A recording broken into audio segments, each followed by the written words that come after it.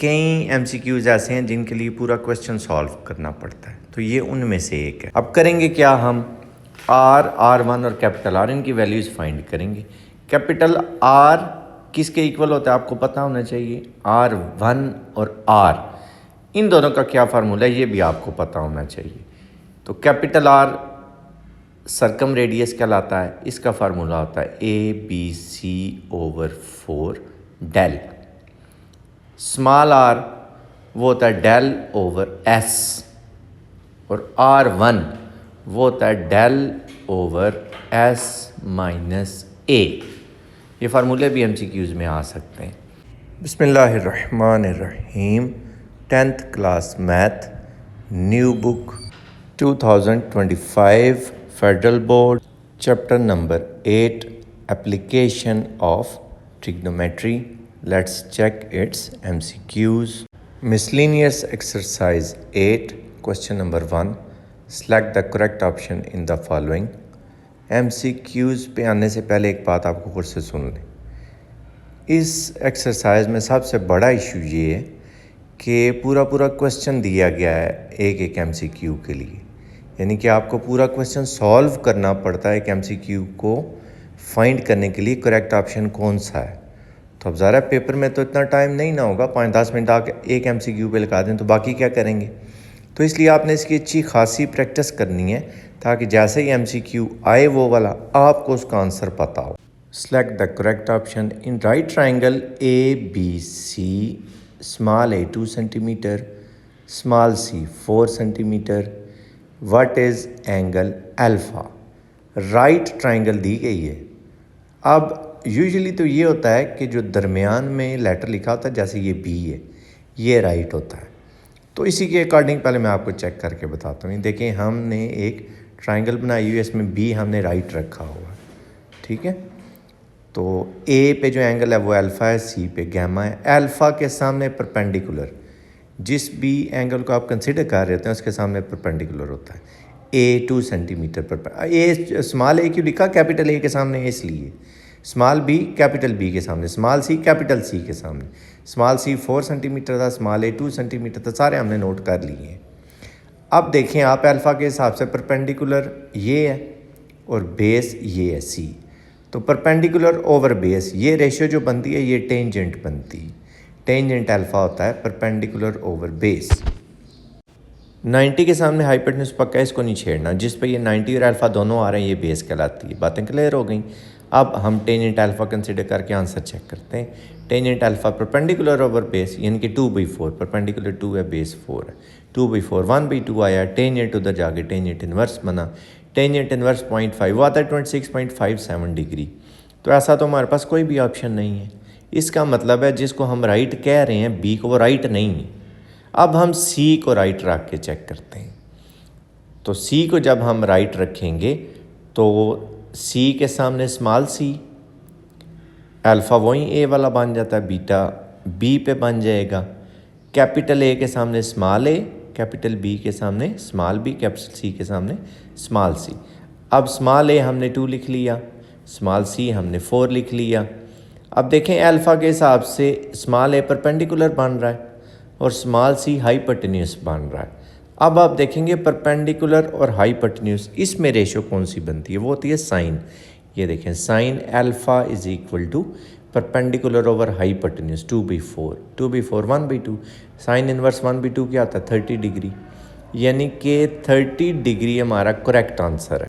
Next part, if in a triangle small A 10 small B 15 alpha 32 degree then find angle beta.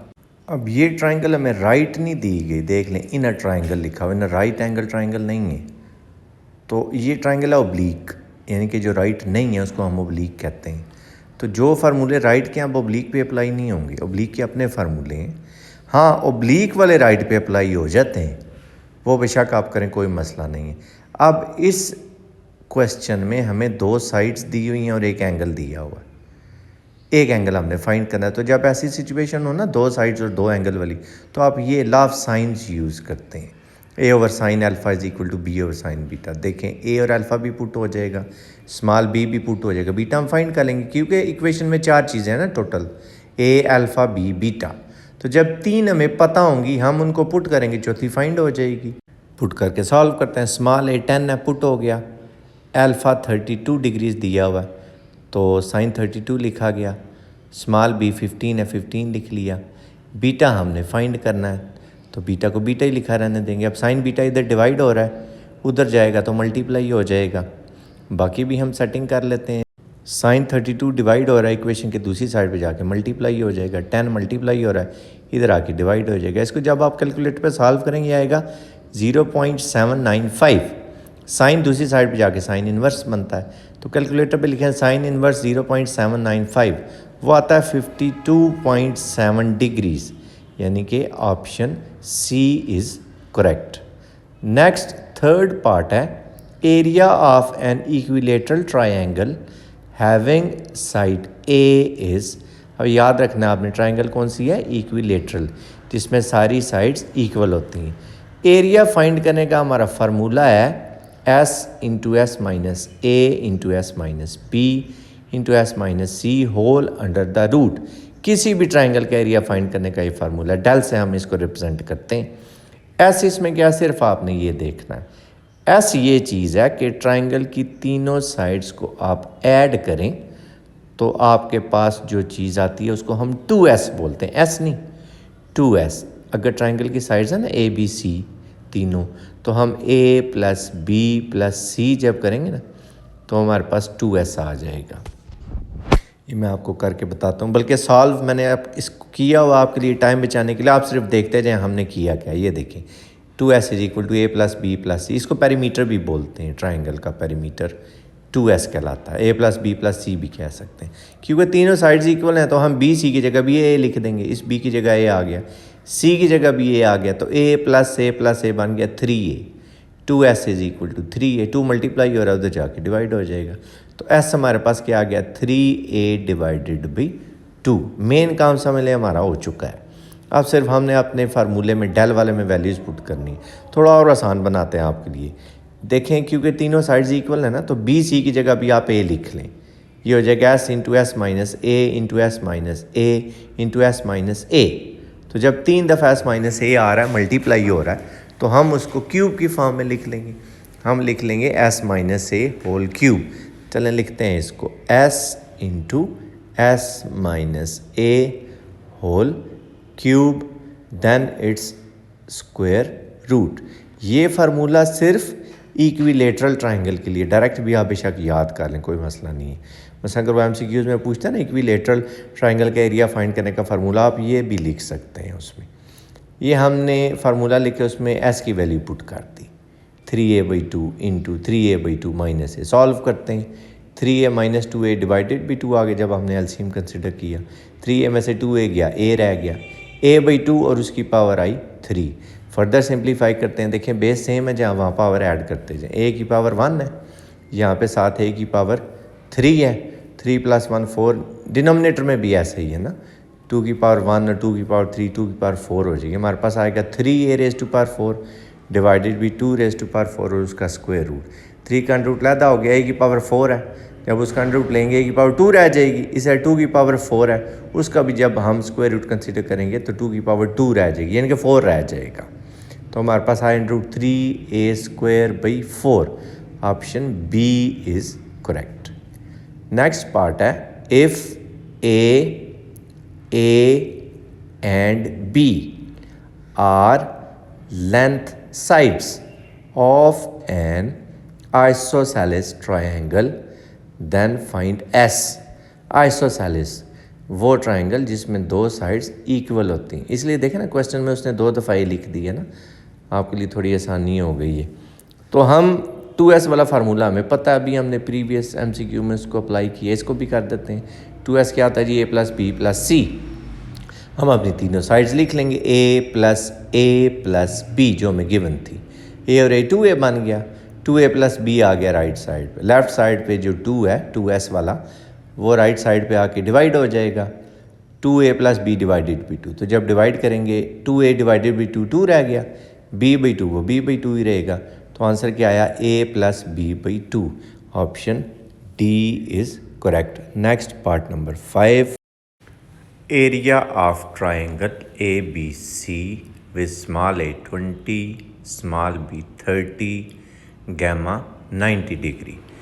अब क्योंकि gamma 90 है तो right angle वाला भी formula half base into perpendicular आप use कर सकते हैं, लेकिन हम क्योंकि ओब्लीक चला रहे हैं तो ओब्लीक ही चलाते हैं, क्योंकि ओब्लीक वाले फार्मूले राइट पे भी अप्लाई हो जाते हैं, राइट वाले ओब्लीक पे नहीं होंगे। बहरहाल इसका फार्मूला क्या है एरिया फाइंड करने का, del is equal to half B C sine gamma. ये उस वक्त यूज़ होता है जब दो साइड्स और इंक्लूडेड एंगल दिया हुआ। अब ये दो साइड्स है ना, A B, included angle gamma है वो भी गिवन है तो यूज़ कर सकते हैं। अगर यहाँ पे एंगल अल्फ़ा होता ना फिर यहाँ पे क्या होता, फिर बी सी होता। अगर यहाँ बीटा होता फिर क्या होता, फिर यहाँ ए सी होता। यानी कि दो साइड्स और इंक्लूडेड एंगल। अब तीनों की वैल्यूज़ हम इसमें पुट करते हैं। स्मॉल ए 20 है, स्मॉल बी 30, साइन 90 91, साइन 91 होता है तो 300 हमारा ऑप्शन सी करेक्ट है। डायग्राम बनी हुई है वो भी देख लें। नेक्स्ट एमसीक्यू है for an equilateral triangle R/R1 ratio capital R is equal to. तो जो आगे मैं आपसे बात डिस्कस कर रहा था कि कई एमसीक्यूज़ ऐसे हैं जिनके लिए पूरा क्वेश्चन सॉल्व करना पड़ता है, तो ये उनमें से एक है। गौर से देखना आपने, क्योंकि इसमें एमसीक्यू नंबर 3 भी इन्वॉल्व है। वो अगर आपको अच्छी तरह समझ आया हुआ है तो ये आप जल्दी सॉल्व कर लेंगे। अब करेंगे क्या, हम R1 और कैपिटल R इनकी वैल्यूज़ फाइंड करेंगे। कैपिटल R किसके इक्वल होता है आपको पता होना चाहिए, R1 और R, इन दोनों का क्या फार्मूला है ये भी आपको पता होना चाहिए। तो कैपिटल R सर्कम रेडियस कहलाता है, इसका फार्मूला होता है ABC/4 डेल। स्मॉल r वो होता है डेल ओवर S, और R1 वो होता है del over S minus A। ये फार्मूले भी एमसीक्यूज़ में आ सकते हैं। अब इसको सॉल्व कर लेते हैं। डेल देखें आपको तीनों में नज़र आ रही है, यानी कि अगर डेल की वैल्यू फाइंड हो जाए तो क्वेश्चन आसान हो जाएगा। ट्राइंगल इक्विलेटरल है, ये भी आपने बात याद रखनी है। बहरहाल पहले डेल का फार्मूला देखें, S into S minus A into S minus B into S minus C under the root. और ट्राइंगल ये कौन सी है, इक्विलेटरल ट्राइंगल। तो इक्विलेटरल ट्राइंगल का डेल आपने पहले फाइंड किया हुआ क्वेश्चन नंबर 3 में। इस क्वेश्चन में हमने डेल फाइंड किया था, ठीक है। सारी डिटेल जब मैंने आपको बताई थी, ये डेल था आपका √3a²/4। तो अब टाइम बचाने के लिए मैं इसको यहाँ पे दोबारा फाइंड नहीं करूँगा, आप उस एमसीक्यू को दोबारा एक दफ़ा देख लें। डेल के आपके पास √3a²/4। और दूसरी इंपॉर्टेंट चीज़ क्या है कि ट्राइंगल क्योंकि इक्विलेटरल है तो तीनों साइड्स भी इक्वल होंगी, यानी कि A is equal to B is equal to C। तो कैपिटल R हमारे पास क्या आ जाएगा, A into A, B C की जगह भी हमने A पुट कर दिया, डिवाइडेड बाई 4, डेल की वैल्यू पुट करते हैं √3a²/4। इसकी थोड़ी सिंप्लीफिकेशन कर लें, 4 से 4 कैंसिल, a² है, ऊपर वाले 2a भी कैंसिल, तो कैपिटल R हमारे पास क्या आ गया, A/√3। अभी आपने याद रखना है, या हाईलाइट कर लें इसको। इसी तरह अब हम स्मॉल r और स्मॉल r1 इनकी वैल्यूज़ भी फाइंड करते हैं। स्मॉल r होता है क्योंकि डेल ओवर s, डेल हमने फाइंड किया हुआ है, √3a²/4 पुट कर दिया। s भी हमने फाइंड किया हुआ था उसी एमसीक्यू नंबर 3 में। ये देखें, ये आपने s फाइंड किया था ना 3a/2। एमसीक्यू नंबर 3 आपने अच्छा प्रिपेयर करना है, आपके सारी चीज़ें इंशाल्लाह क्लियर हो जाएंगी। तो s की हम वैल्यू ये पुट कर देते हैं 3a/2। इसकी भी हम थोड़ी सी सिंप्लीफिकेशन करते हैं, √3a² डिवाइडेड बाई 4 इंटू, तो डिनोमिनेटर जब न्यूमरेटर में आएगा तो चेंज 2/3 ये बन जाएगा, 2 2 ज़ार 4, एक a भी एक a से कैंसिल, हमारे पास आ गया √3a डिवाइडेड बाई 2 इंटू 3। अब ये जो डिनोमिनेटर वाला 3 है ना, इसको भी आप 2 दफ़ा अंडर रूट में लिख लें। इस 3 को, किसी भी नंबर को आप लिख सकते हैं 2 दफ़ा अंडर रूट में। 3 को लिख लिया √3 इंटू √3। फ़ायदा क्या हुआ, एक √3 एक √3 से कैंसिल, तो हमारे पास स्मॉल r क्या आ जाएगा, A/√3 2√3। स्मॉल आर की वैल्यू को भी हम हाईलाइट कर लेते हैं। इसी तरह अब एक ही चीज़ रह गई है, वो है R1। कैपिटल आर भी हो गया है, स्मॉल आर भी हो गया। कैपिटल आर क्या आया, a/√3, ये भी हाईलाइट हो गया जी। आर स्मॉल भी आ चुका। अब R1 की तरफ चलते हैं। और R1 का आपका फार्मूला क्या था, R1 था del/s - a। डेल आपका क्या था जी, √3a²/4, √3a²/4। एस आपके पास क्या है, ये 3a/2, तो 3a/2 minus a, 3a/2 minus a, तो √3a²/4 divided 2 LCM 3a minus 2a, तो ये क्या बन जाएगा, √3a²/4 over 3a minus 2a, a/2। इसको फर्दर सिंप्लीफाई करते हैं, √3a²/4 इंटू, ये जब न्यूमरेटर में शिफ्ट होगा तो a/2 क्या हो जाएगा, 2ba, राइट। एक a कैंसिल हो गया, 2 2 4। तो नेट रिजल्ट हमारे पास क्या आया, √3/2 इंटू a, यानी कि R1 क्या आ गया, √3a/2। अब हम अपने क्वेश्चन को देखते हैं, सिर्फ वैल्यूज़ पुट करेंगे, क्वेश्चन ख़त्म। R/R1 ratio capital R, R/R1 ratio capital R, values put करते हैं। स्मॉल r क्या था, a/2 √3, R1 क्या था, √3a/2, कैपिटल R क्या था, a/√3। तो ये क्योंकि रेशियो है, इसमें जो भी कॉमन होगा वो कैंसिल हो जाएगा। आप देखें इसमें a कॉमन आपको नज़र आ रहा है ना, a कैंसिल हो गया, 1/2 √3, √3/2 1/√3। और इजी बनाते हैं, √3 से मल्टीप्लाई कराएं, √3 से भी जान छुड़ाएं, क्योंकि रेशियो को आप किसी भी नंबर से मल्टीप्लाई कराएं कोई मसला नहीं। तो जब हम 1/2 √3 को √3 से मल्टीप्लाई कराएंगे तो √3 कैंसिल, 1/2 रह गया।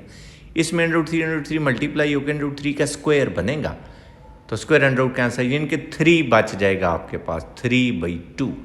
इसमें क्या होगा, √3 कैंसिल, 1 आ जाएगा।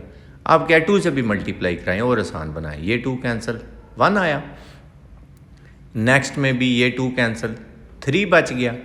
नेक्स्ट में क्या है, 2 1 = 2, तो हमारा आंसर क्या आया, 1/3/2। तो इसका ऑप्शन डी करेक्ट है। नेक्स्ट है part number 7, radius of circum circle for sides 6, 8, 10 is. Circum circle होता क्या है वो भी मैं आपको थोड़ा सा एक्सप्लेन कर देता हूँ कि अगर आपके पास एक ट्राइंगल है, उस ट्राइंगल की जो साइड्स हैं अगर आप उनको बाइसेक्ट करें, मसलन जैसे ये आपको एक नीचे वाली साइड नज़र आ रही है, अगर आप इसको बाइसेक्ट करें, ये आपको मिड पॉइंट मिलता है ना बाइसेक्ट करने से, तो तीनों साइड्स के बाइसेक्ट करने से जो सर्कल ड्रा होता है, इन तीनों वर्ड्सेस को जो टच करके जा रहा होता है, उस सर्कल को हम सर्कम सर्कल बोलते हैं और उसके रेडियस को सर्कम रेडियस बोलते हैं। अच्छा चलें कंप्लीट पास सुन लें। फ़र्ज़ करते हैं हमने ये एक राइट बाइसेक्टर ड्रा किया एक साइड का, इसी तरह ये दूसरी साइड का राइट बाइसेक्टर, ये मिड पॉइंट है उसका, इसी तरह तीसरी साइड का भी हमने राइट बाइसेक्टर ड्रा किया, तो ये एक पॉइंट मिलता है जिससे तीनों राइट बाइसेक्टर गुजर रहे होते हैं, पॉइंट ऑफ कंकरेंसी इसको बोलते हैं। ये सेंटर है इस सर्कल का, और रेडियस जो होगा इस सर्कल का ये वाला, ये भी ड्रा हो सकता है, ये भी काफ़ी सारे हो सकते हैं ना, तो उस रेडियस को हम सर्कम रेडियस बोलते हैं। कैपिटल आर वो है जो आप पहले भी फाइंड कर चुके हैं। कैपिटल आर का फार्मूला क्या था, ABC/4 डेल। अब ABC तो हमें गिवन है, ठीक है, 6, 8 और 10 ये में दिया हुआ है, हमने सिर्फ डेल फाइंड करना है। डेल आप तीसरी दफ़ा समझ लें फाइंड करने लगे। डेल का फार्मूला अब आपको याद हो जाना चाहिए, S × S - A × S - B × S - C under the root. और डेल फाइंड करने के लिए इंपॉर्टेंट चीज़ है आपका S फाइंड करना। 2S भी हमें पता है, ट्राइंगल के पेरीमीटर को बोलते हैं A + B + C। A 6 है, B 8 है, C 10 है, तो हम इनकी वैल्यूज़ पुट करते हैं 6 + 8 + 10, 10 एंड 8 18 एंड 6 24 आ गया। 2s 2 मल्टीप्लाई हो रहा है, उधर जाके डिवाइड हो जाएगा। s हमारे पास 12 आ गया। वैल्यूज़ पुट करनी है जस्ट। s की जगह 12 पुट कर लिया, फिर 12 माइनस 6, 12 माइनस 8, 12 माइनस 10 और इसको सिंप्लीफाई कर लेंगे। 12 इंटू 12 माइनस 6 6 आया, 12 माइनस 8 4 आया, 12 माइनस 10 2 आ गया। इसको थोड़ा सेट करते हैं।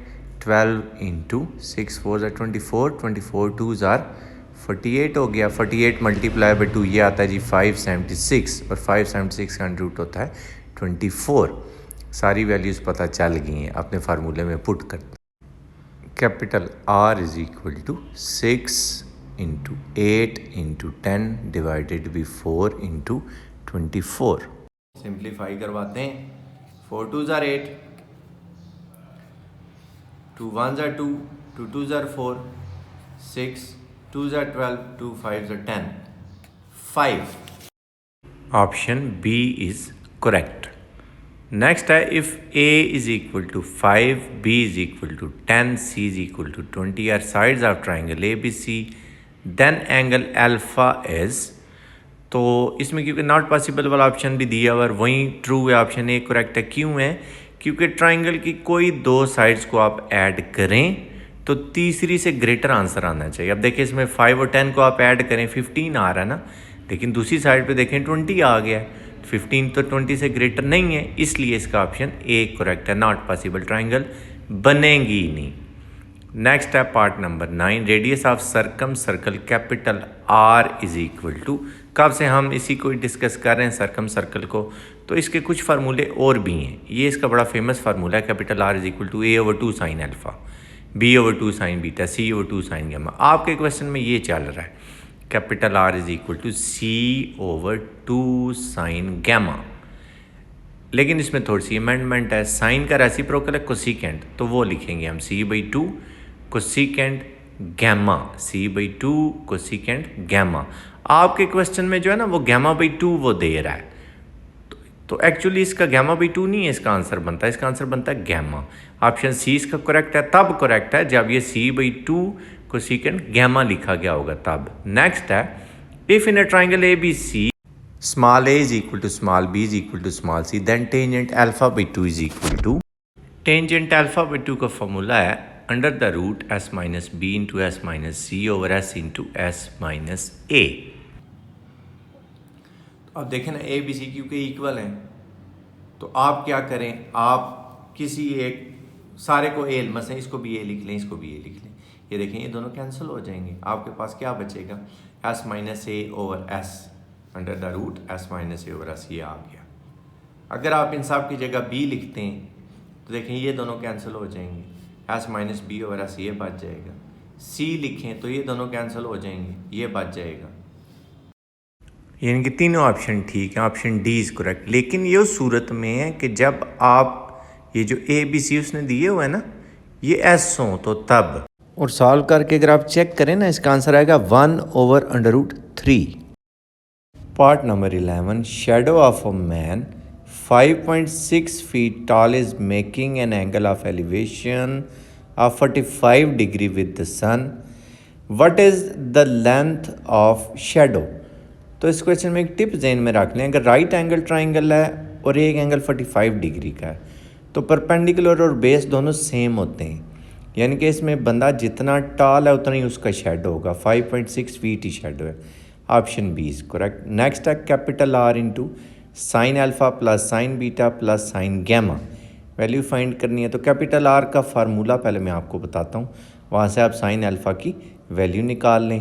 कैपिटल R है हमारे पास A/2 sine alpha, capital R is equal to A/2 sine alpha. हमने साइन अल्फ़ा की वैल्यू निकालनी है, डिवाइड हो रहा है दूसरी साइड पे ले जाएं, साइन अल्फ़ा मल्टीप्लाई हो जाएगा, तो साइन अल्फ़ा क्या आ जाएगा, स्मॉल A/2 कैपिटल R।